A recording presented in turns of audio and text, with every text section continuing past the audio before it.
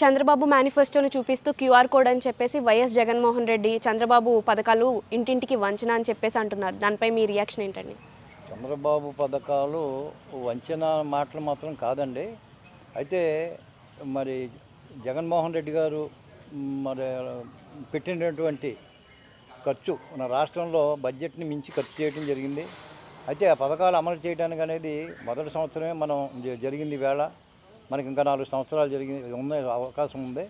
అయితే జగన్మోహన్ రెడ్డి గారు కూడా పెన్షన్ పథకం కూడా లాస్ట్ సంవత్సరంలోనే పెంచడం చేశాడు తప్ప అంతకుముందు ఆయన కూడా ఏం చేయలేదు. అది ఆయన జగన్మోహన్ రెడ్డి గారు చెప్పే మాటలన్నీ కూడా మరి వాస్తవాలో కాదో ప్రజలకు అన్నీ తెలుసు. అంటే అధికారంలోకి రాగానే అధికారం ముందు ఒక మాట, అధికారం తర్వాత ఒక మాట అని చెప్పేసి అంటున్నారు కదా. అంటే 15,000 తల్లికి వందనం ఏదైతే ఉందో 15,000 వాళ్ళ మేము కట్ చేసి వేయం, ఎంతమంది ఉన్నారు అంతమందికి ఇస్తాం, 15,000 వేస్తామన్నారు. ఇప్పుడు తగ్గించి వేశారని కూడా అంటున్నారు. ఇప్పుడు ఆయన ఇంటికి జగన్మోహన్ రెడ్డి గారు ఇంటికి ఒకరికే వేశారు.